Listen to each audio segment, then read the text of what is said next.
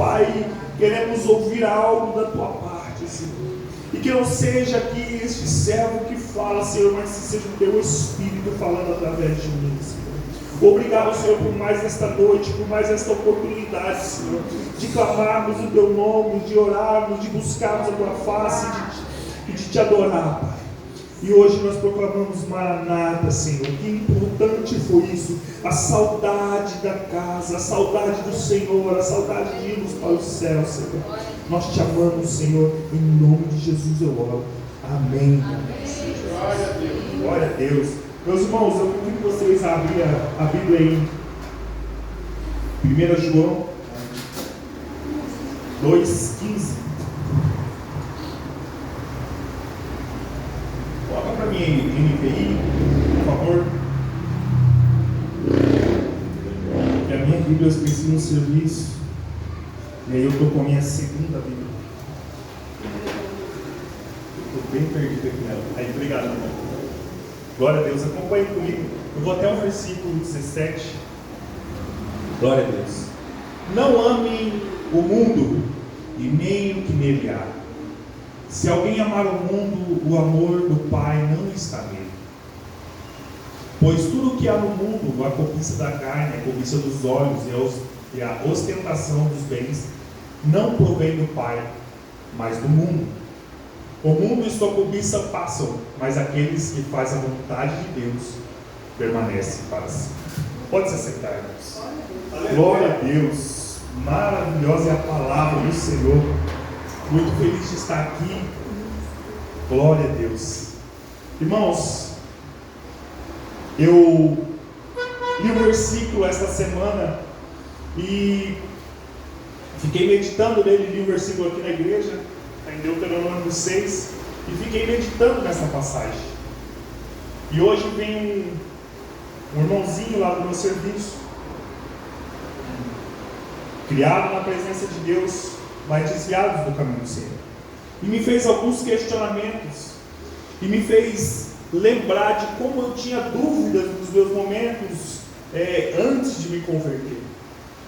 Eu creio que os irmãos, talvez, não sei se vocês tiveram essas dúvidas, mas eu quero levantar estes questionamentos no seu coração, para que vocês entendam o que pode se passar. O amor ao Senhor.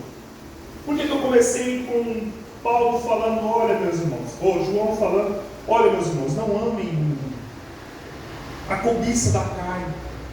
Todas as coisas que há no mundo são oferecidas para nós todos os dias. E aí eu não só ouço João falando, mas é como se o próprio Deus sussurrasse no nosso coração hoje, sussurrasse nos nossos ouvidos: filhinhos, não amem. Não ame as paixões do mundo, a concupiscência da carne. Não ame essas coisas que o mundo está oferecendo. O mundo tem manjares. É como se o próprio Pai nos acalentasse, falando: olha, eu estou te aconselhando, não ame essas coisas. Irmãos, o que tem sido oferecido para nós dia após dia, isso estraga o nosso coração.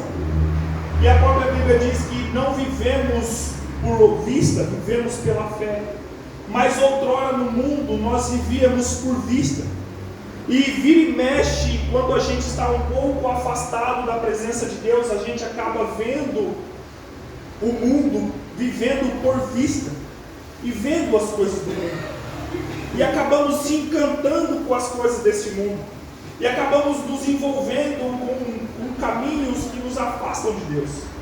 Irmãos, os irmãos podem estar entendendo que eu estou falando de pecado, mas nem sempre é o pecado que nos afasta de Deus. Na verdade, o que nos afasta de Deus é as nossas próprias decisões. As nossas decisões equivocadas, com os pensamentos equivocados, com direções equivocadas dentro do nosso pensamento. E eu quero dizer que a gente, por mais que a gente está na igreja, vivendo uma vida com Deus, nós temos uma sensação de não estarmos em pecado. Maravilha, eu creio que os irmãos não estejam em pecado, e não quero jogar esse fardo para vocês, mas não é só o pecado que nos afasta de Deus. Às vezes decisões como Ah, hoje eu vou ficar descansando em casa. Ah, hoje eu estou com preguiça, não vou orar. Ah, hoje eu quero fazer algo diferente, então, porventura hoje, então eu não quero ir para a igreja, eu não quero fazer algo que eu faria no meu cotidiano com Deus. Ah, hoje eu vou separar um momento com Deus. Ah, não, hoje eu estou cansado. Isso não é um pecado em si. Você não se sente pecando fazendo essas coisas. Mas tais costumes nos afastam da presença de Deus. E quando nós nos afastamos da presença de Deus e começamos a ter um distanciamento, nós começamos a viver por vista. E vivendo por vista, a gente começa a querer tender a se apaixonar pelo mundo novamente. Vamos falar em português, claro. Temos um caso comum. Nós somos a noiva de Cristo, certo? Mas muitas das vezes acontece de nós termos um caso comum. E aqui João vem advertindo: olha, irmãos, cuidado. Olha, não ame o mundo e as coisas que nele há. Não ame o mundo.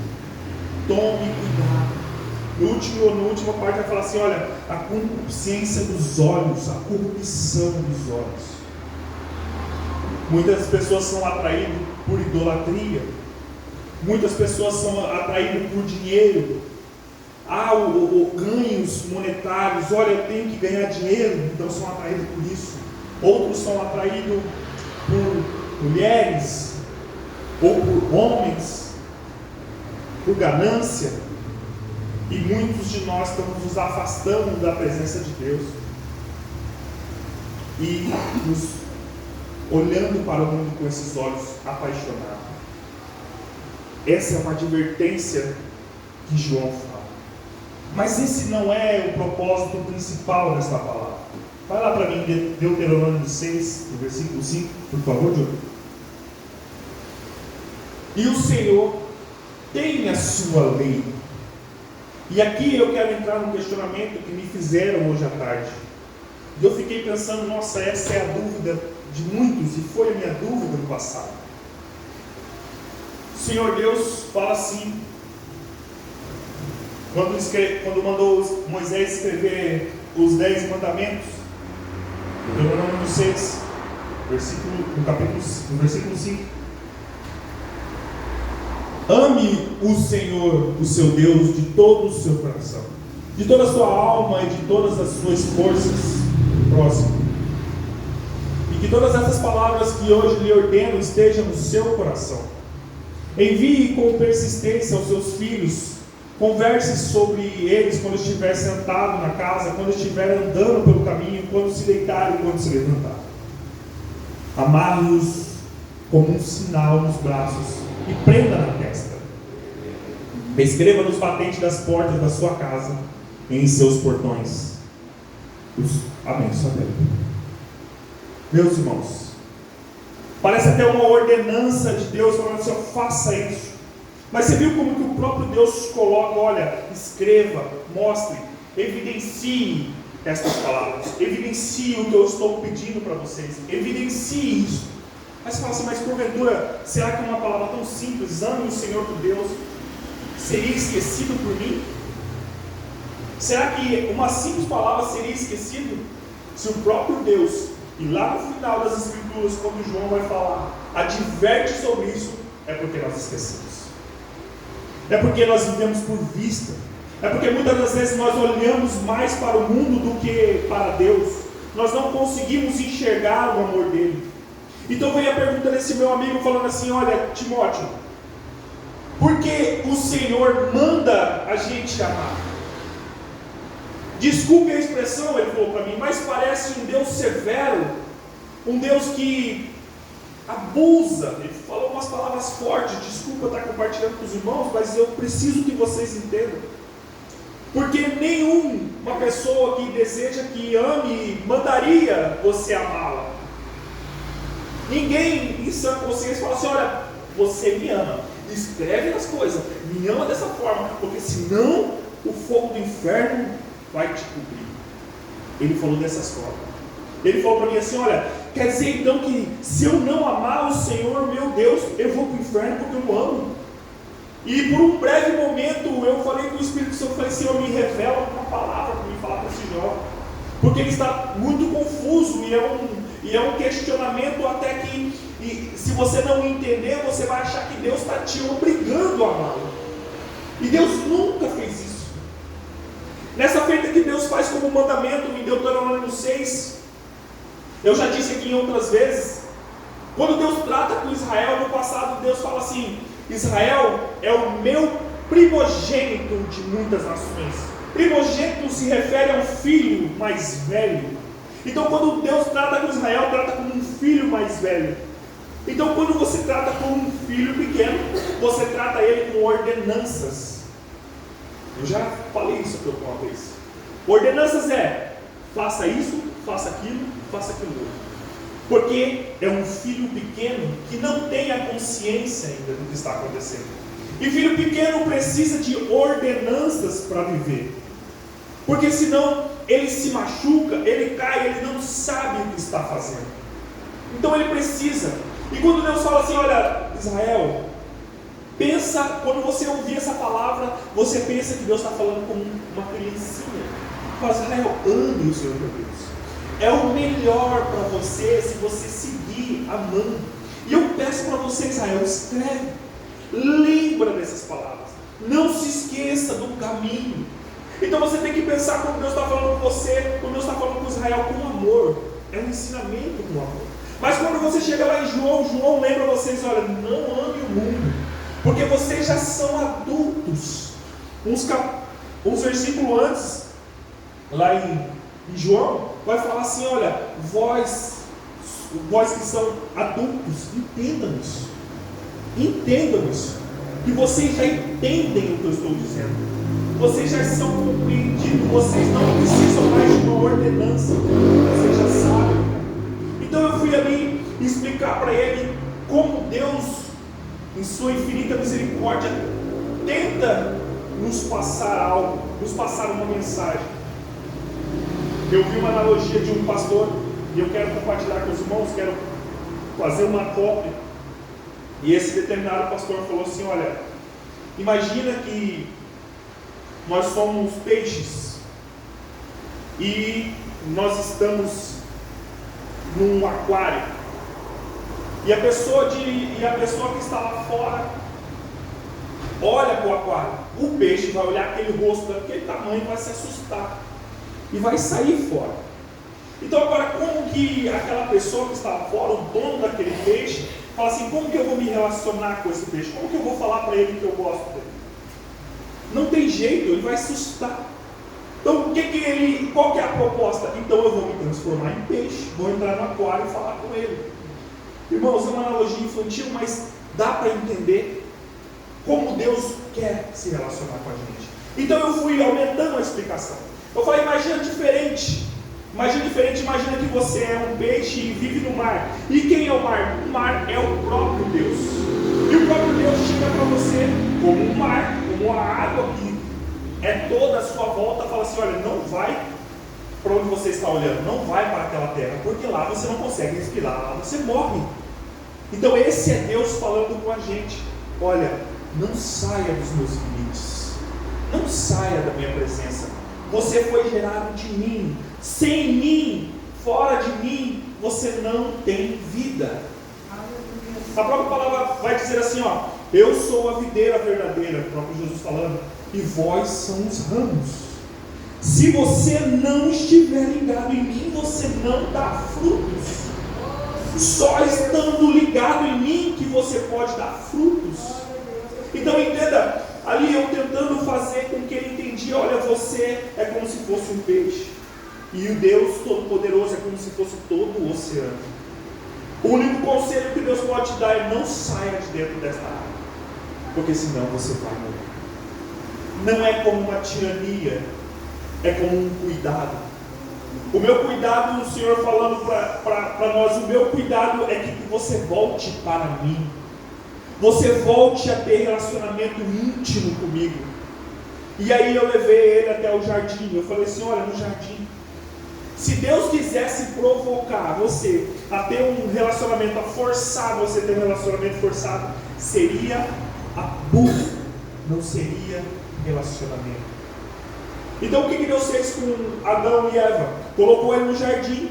E se Deus tirasse todo o empecilho de buscá-lo, todo o empecilho, tirasse aquela árvore do meio do jardim, Adão e Eva e nós hoje seríamos felizes até hoje, não teríamos pecado, não conheceríamos o pecado. Mas sem esta opção, seria amor? Deus deu para nós o livre-arbítrio. E o livre-arbítrio é necessário. Quando Deus coloca a árvore no centro do jardim e fala: Adão, não coma daquela árvore, Deus deu a oportunidade de uma decisão: me ame ou não me ame. Você decide, homem. Assim como todas as criaturas que Deus fez, eu falo de anjos e seres humanos, todos eles têm o poder de decidir. Nós vemos na Bíblia que Lúcifer caiu porque tinha o poder de decisão. Ele podia decidir se rebelar, então ele se rebelou. Nós temos o poder de decisão. Aí ele foi mais longe, ele questionou assim: mas olha, Abraão teve que orar para Sodoma e Gomorra não ser destruído, fez uma negociação com Deus ali e tal. E por que ainda aconteceu? Eu falei assim: porque Deus nos colocou nessa terra para governo. Nós fomos colocados aqui para governar. Quando Deus falou com Abraão,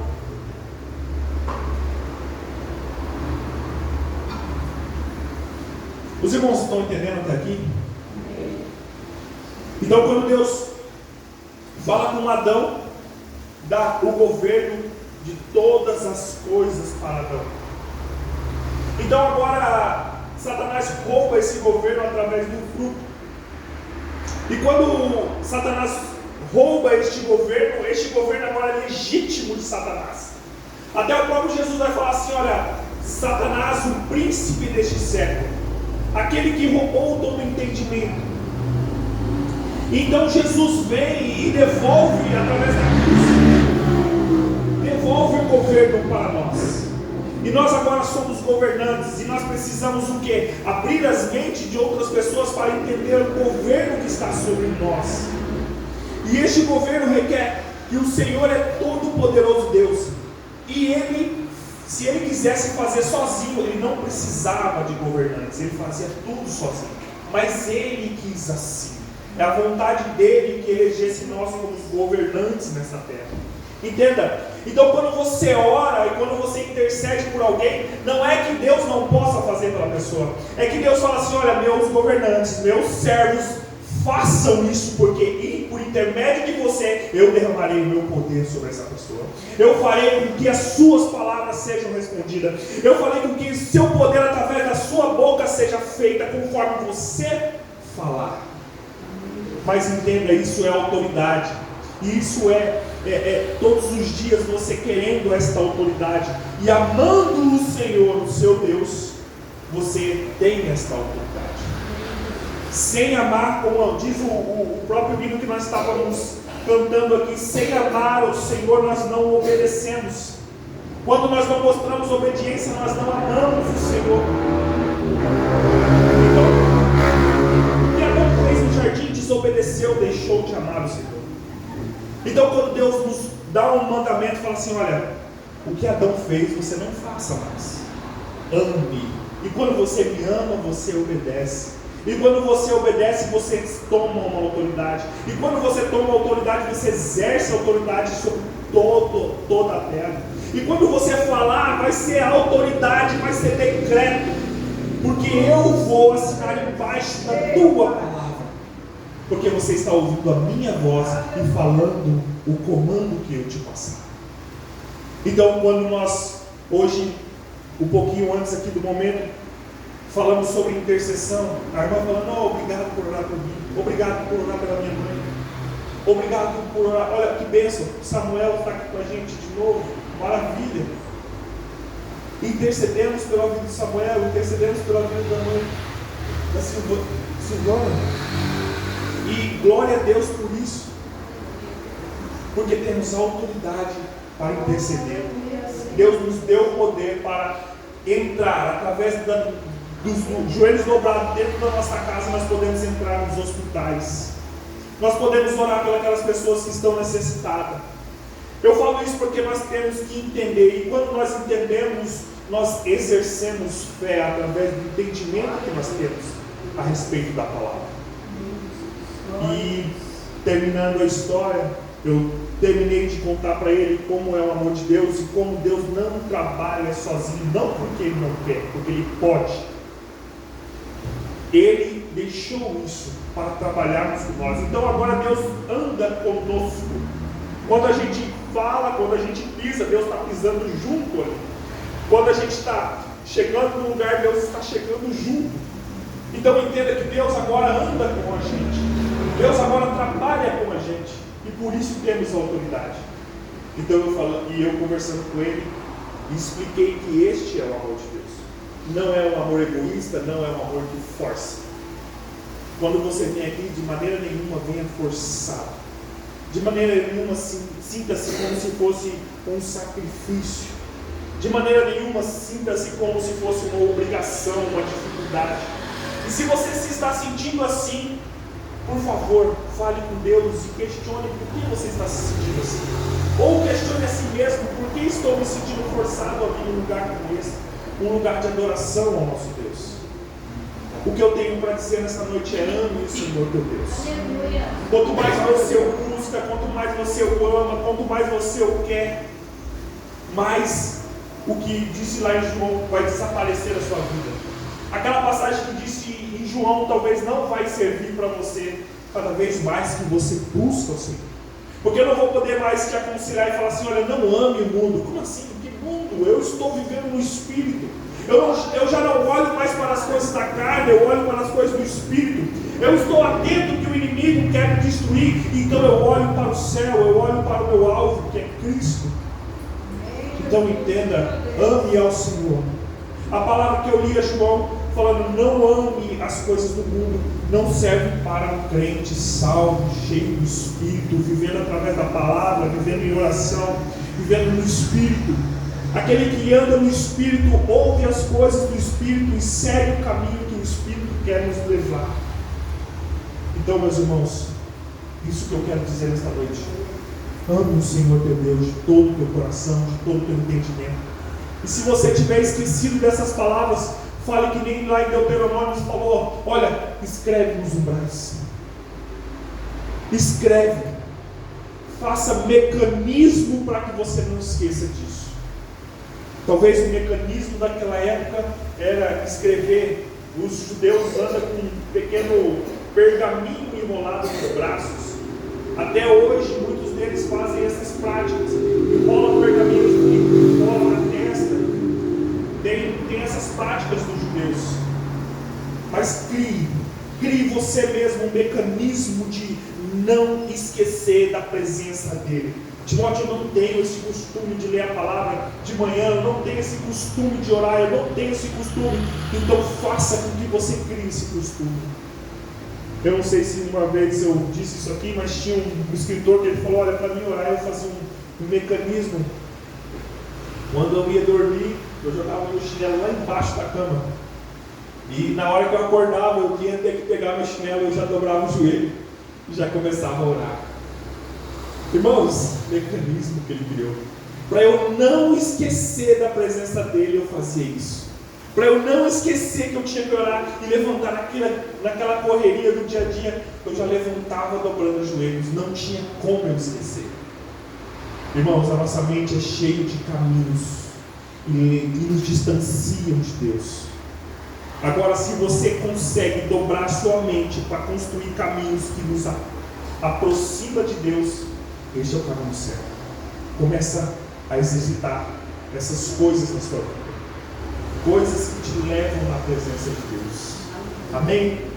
Levante-se e vamos fazer uma oração. Espero que os irmãos tenham entendido a mensagem. Procure sempre a presença de Deus. Aleluia. Procure sempre amá-lo, procure sempre buscá-lo.